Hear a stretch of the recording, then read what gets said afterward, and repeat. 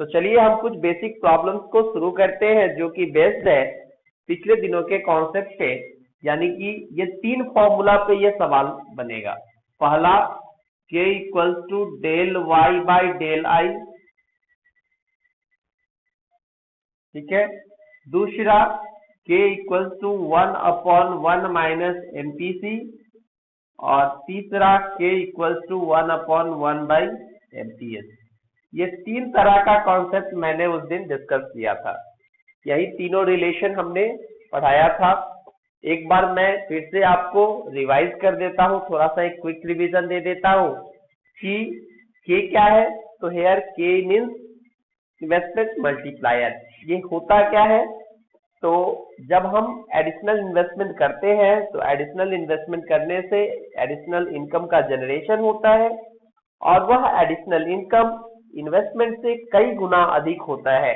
और जिस कारण वह कई गुना अधिक होता है या कई गुना हो जाता है, उसी कारण या उसी फैक्टर या उसी मैकेनिज्म को हम लोग इन्वेस्टमेंट मल्टीप्लायर कहते हैं।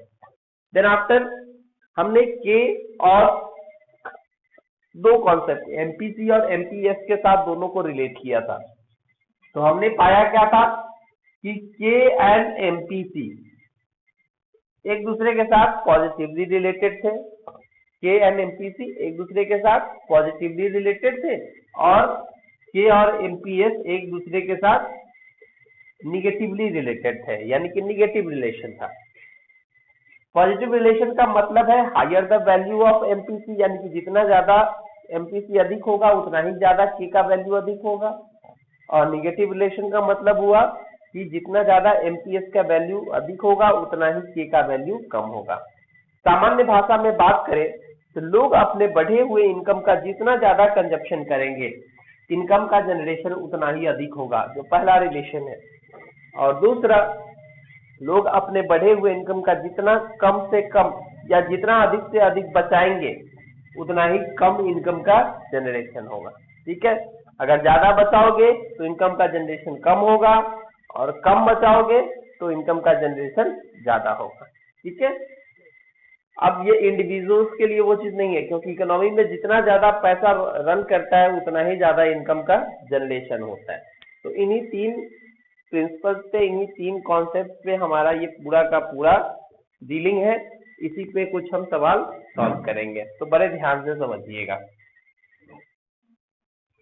चलिए, एक सबसे पहला सवाल है मेरे पास, कहता है कि in an economy government makes some additional investment. किसी इकोनॉमी में गवर्नमेंट ने एडिशनल इन्वेस्टमेंट किया, ठीक है, और उस एडिशनल इन्वेस्टमेंट को हमें कैलकुलेट करना है। कब? जब हमें एमपीसी की वैल्यू दी गई है 0.5, ठीक है। उसके बाद इंक्रीज इन इनकम दिया गया है, यानी कि इंक्रीज इन वाई 1000, ठीक है। ये 2 वैल्यू दी गई है, हमें निकालना है एडिशनल इन्वेस्टमेंट। ठीक है, तो एडिशनल इन्वेस्टमेंट निकालने के मतलब क्या हुआ, हमें डेल आई कैलकुलेट करना है। ठीक है, अब ये डेल आई कैसे कैलकुलेट होगा, तो देखिए एमपीसी और, ठीक है, डेल वाई की सहायता से कैलकुलेट होगा। तो पहले हमको कुछ भी अगर कैलकुलेट करना है तो के की वैल्यू हमको पता होनी चाहिए, मल्टीप्लायर। तो के की वैल्यू, और वो भी किसकी सहायता से निकालनी है, एमपीसी की सहायता से। अभी अभी मैंने लिखा था के इक्वल टू 1/1 माइनस एमपीसी। हम यहाँ इस वैल्यू को पुट करेंगे, 1/0.5, ये वैल्यू हो जाएगा आपका 2, यानी कि यहाँ पर आपका मल्टीप्लायर का वैल्यू आ गया 2। अब आपको क्या करना है, ठीक है, इस मल्टीप्लायर की सहायता से डेल आई की वैल्यू कैलकुलेट करनी है। तो कैसे निकालेंगे, क्योंकि हमें ये भी पता है कि मल्टीप्लायर का वैल्यू होता है del Y by del I. ठीक है, यहाँ से डेल आई निकालना है तो ये चलाएगा इधर और ये चलाएगा इधर। ठीक है, तो डेल आई इक्वल टू हो जाएगा डेल वाई बाई के, यानी कि 1000/2। तो क्या हो जाएगा हमारा इन्वेस्टमेंट हो जाएगा हमारा एडिशनल 500। ठीक है, तो बहुत ही आसान है। ठीक है, बस समझना है कि किस प्रकार ये बन रहा है। ठीक है, कैसे हमने समझा कि यही फॉर्मूला यूज होगा। तो देखिए मैंने आपको पहले ही बताया कि वी हैव थ्री फॉर्मूलाज और द थ्री रिलेशंस, ठीक है, विथ के एंड डिफरेंट एलिमेंट्स और कंपोनेंट्स। हम उस तीनों का यूज कर सकते हैं। अब हमें डिपेंड करता है कि वह क्या कंटेंट दिया गया है और क्या कैलकुलेट करना है। ये दोनों चीज आपको ऑब्जर्व करके चलना पड़ेगा। तो चलिए, हमने यहाँ देखा क्या चीज की we have given that MPC, okay. दूसरा, we have to calculate del I.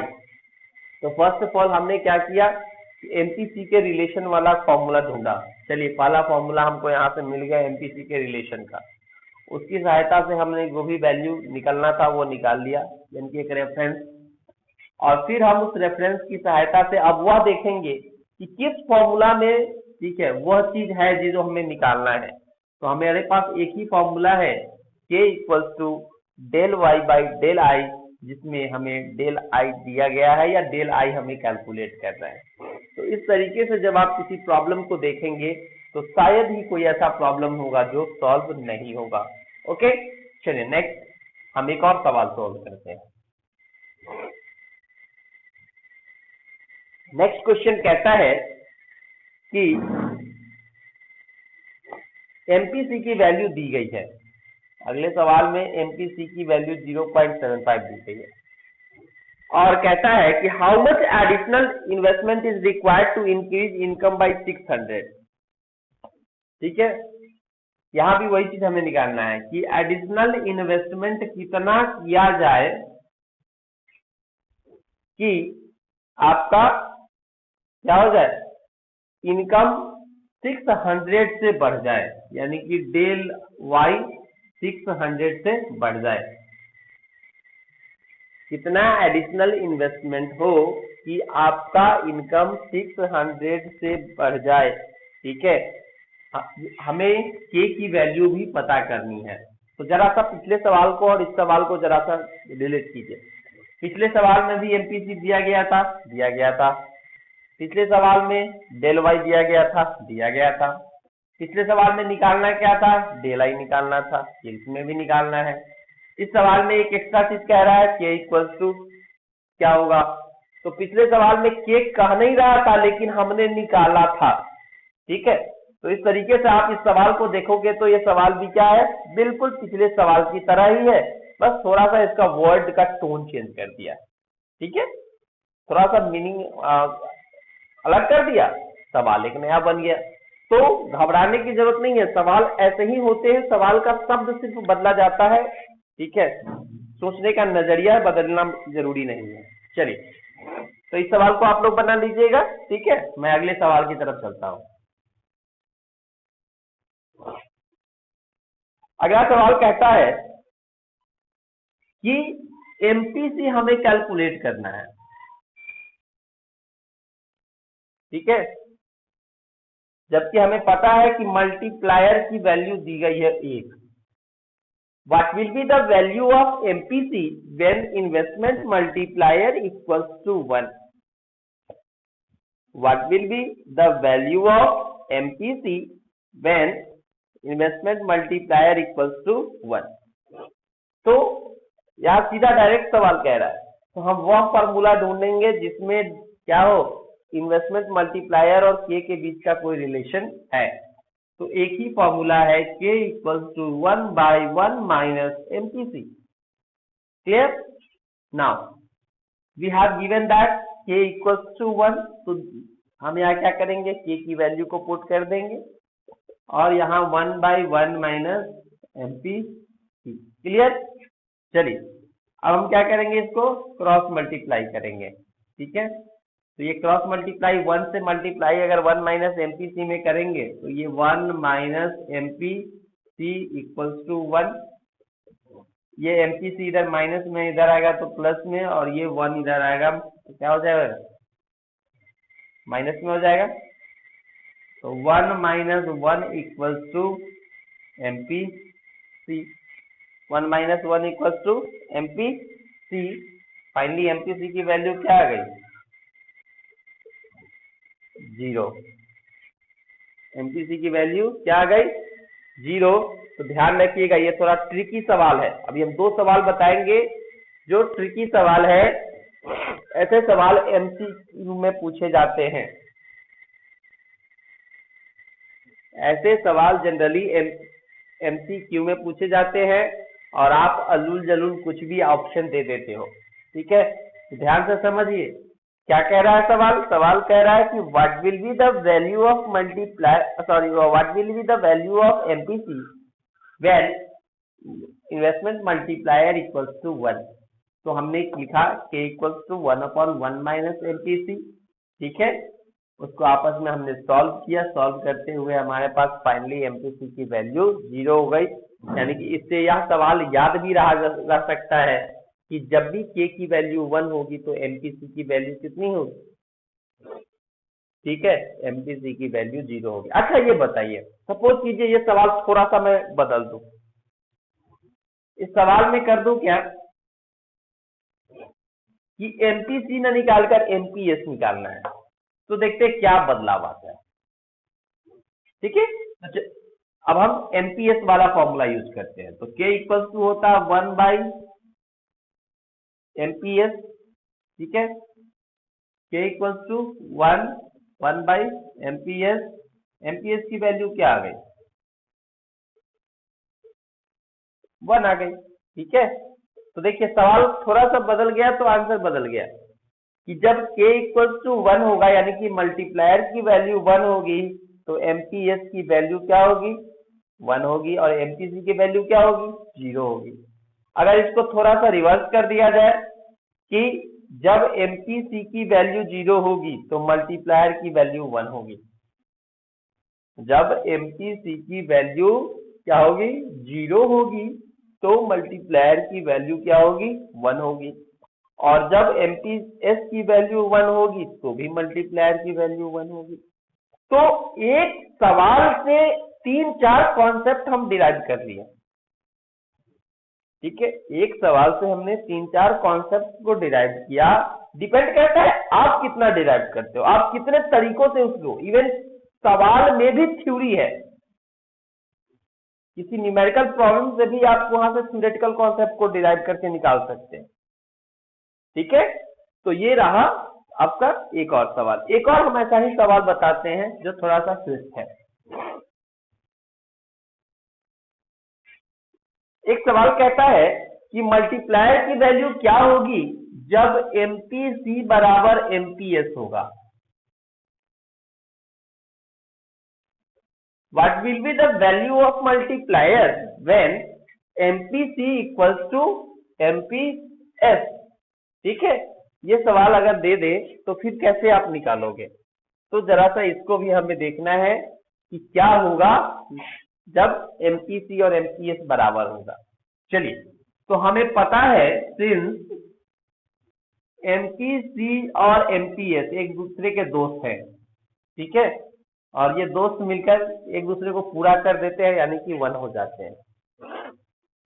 ठीक है, तो चलिए यहां से आपको पता है कि एमपीसी भी उतना ही है, एमपीएस भी उतना ही। तो दोनों जगह एमपीएस लिख दे तो भी कोई दिक्कत नहीं, दोनों जगह एमपीसी लिख दे फिर भी कोई दिक्कत नहीं, क्योंकि दोनों बराबर है, दोनों में कोई अंतर नहीं है। तो हम यहाँ पर एक एमपीएस और एक एमपीएस, तो कितना एमपीएस हो गया, 2 एमपीएस हो गया बराबर 1। एमपीएस बराबर हो जाएगा 1/2 यानी कि 0.5। ठीक है, तो यहां से हमने क्या कैलकुलेट कर लिया, 0.5, यानी कि एमपीसी भी 0.5 होगा और एमपीएस भी 0.5 होगा। देन के की वैल्यू आप किसकी सहायता से निकालनी है, एमपीएस की सहायता से निकालनी है। ये हो जाएगा 1/0.5। ठीक है, ये हो जाएगा आपका k इक्वल टू 2। ठीक है, कि जब दोनों बराबर हो तो k की वैल्यू क्या होगी, 2 होगी। और इसी से कोरिलेट करके एक सवाल पूछा गया था आज से 2 साल पहले। ठीक है, जरा सा उस सवाल को भी हम थोड़ा सा इसमें डिस्कस कर देते हैं यहीं पे।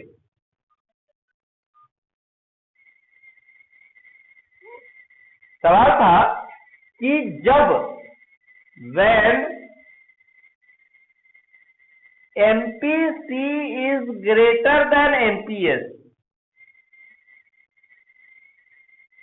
जब आपका MPC MPS से बड़ा हो, then what will be the value of K? ये MCQ में पूछा गया था कि जब MPC MPS से बड़ा हो तो what will be the value of K? और इससे पहले का जो सवाल था कि find out the value of multiplier when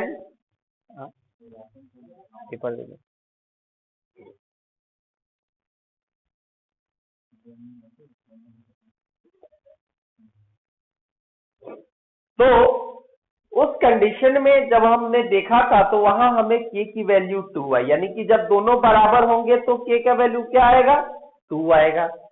और ये कंडीशनल है, ठीक है। तो देखिए यहां कंडीशनल है, तो जब बराबर था तो 2 आया था, ठीक है। अगर MPC अधिक होगा, यानी कि MPC अगर बढ़ता है 0.5 से जैसे ही ऊपर बढ़ेगा तो K की वैल्यू भी क्या होगी, 2 से ऊपर बढ़ेगी। अगर MPS बढ़ेगा तो K की वैल्यू नीचे घटेगी।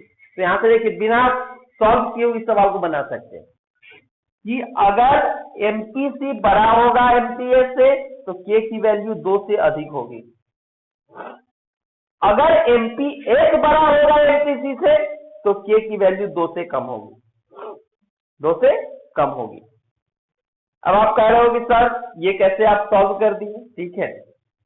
हमको अगर सॉल्व करना होगा तो कैसे करेंगे, चलिए कैसे करेंगे वो भी बता देते हैं। सपोज कीजिए कि दोनों बराबर, अभी इससे पहले बराबर था तो कितना आया था, 2 आया था। चलिए मान लिया जाए कि हम MPC मान लिए कितना, 0. ठीक है 75 हो गया ना बड़ा, क्योंकि दोनों मिलकर 1 होता है। अगर एक 0.75 है तो दूसरा MP क्या होगा, 0.25 होगा, तो डेफिनेटली बड़ा हो गया। तो K बराबर होता है 1/1 माइनस MPC, 1/1 माइनस 0.75, 1/0.25, ये हो गया कितना, 4, ठीक है। अब आप ये नहीं कह दीजिए कि सर यहाँ तो आपको 4 आ गया तो आंसर 4 क्यों नहीं होगा, नहीं, ठीक है। ये तो ही पता है कि 0.75 ही होगा, कितना भी होगा लेकिन 0.5 से ऊपर ही होगा MPC। तो कंडीशनल सवाल का जवाब भी कंडीशनल होता है। जब सवाल कंडीशनल हो तो उसका जवाब भी क्या होता है, कंडीशनल होता है।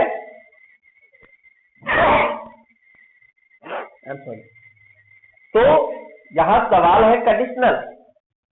तो अगर MPSC की वैल्यू MPS से अधिक होगी तो K की वैल्यू 2 से अधिक होगी, याद रखिएगा। और वही MPS की वैल्यू अगर बड़ी होगी MPC से तो K की वैल्यू ऑलवेज 2 से कम होगी। तो इतना ही तरह का सवाल, इससे ज्यादा सवाल, ठीक है, नहीं बन सकता है इससे बेस। K MPC, ठीक है, MPS या del y by del i।